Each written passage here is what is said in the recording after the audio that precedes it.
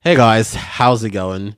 So, I have decided to release an extra episode this week as it is exactly 1 year today since the first episode of the podcast was released. And I just want to say a massive thank you to everyone who has been listening to the podcast because honestly, when I released the first episode a year ago, I had no idea if anybody was actually going to listen to it. I just, did something that I wanted to do and put it on the internet and let it do its thing. But somehow you guys found it, and a year and thousands of downloads later, here we are. So thank you so much to everybody who has been listening to the podcast, everyone who has, sent a message, left a kind word, left a review. It is greatly appreciated. So yeah, looking forward to another fantastic year. And today's story is actually one of my favorite stories from when I was a child. So I really hope you enjoy it.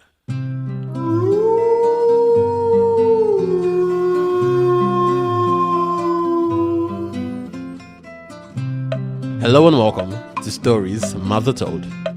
Today's story is a very popular Nigerian folktale. So sit back, relax, and enjoy. Let me take you back to Africa.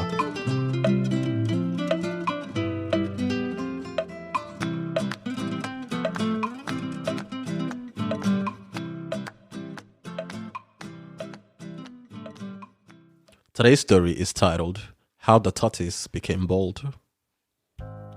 Long ago, there was a tortoise named Ijapa. And unlike the tortoise that we're used to today, he was not a bald animal. In fact, he had a lot of hair on his head. However, due to some unfortunate circumstances which he brought on himself, he lost all his hair. Now, this happened a very long time ago when the dog and the tortoise were friends. The dog and his family decided to celebrate the dog's birthday and prepared a great feast of yam porridge. The tortoise, as well as several other animals, were invited to the feast. The dog, who was known for being a very good cook, made the porridge so well that the aroma reached the tortoise in his house. Immediately, he left for the dog's house. The tortoise went in and saw the big pot of yam porridge that was cooking. Now, the tortoise was a very greedy fellow and he wanted all of it for himself.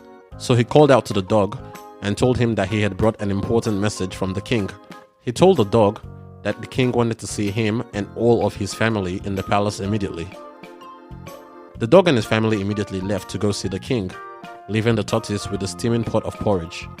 Immediately, the tortoise began to eat the hot porridge as fast as he could.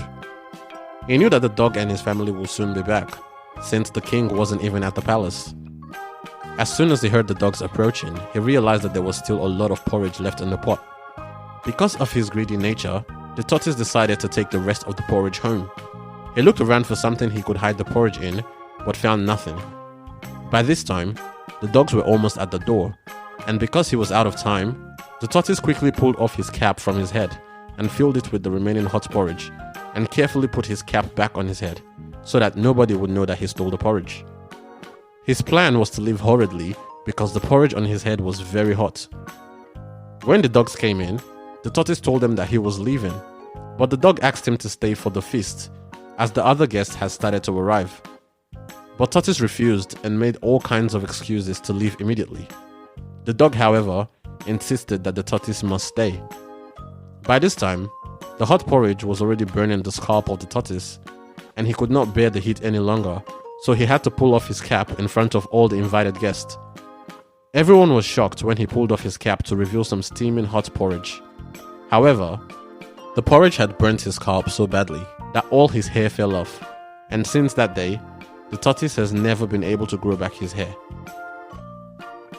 Alright, thank you so much for listening to that story. I hope you enjoyed it as much as I did.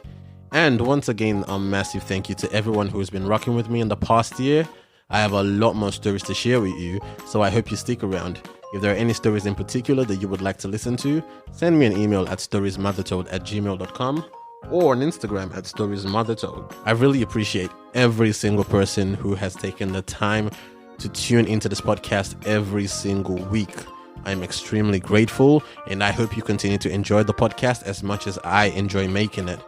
So until next week, see ya.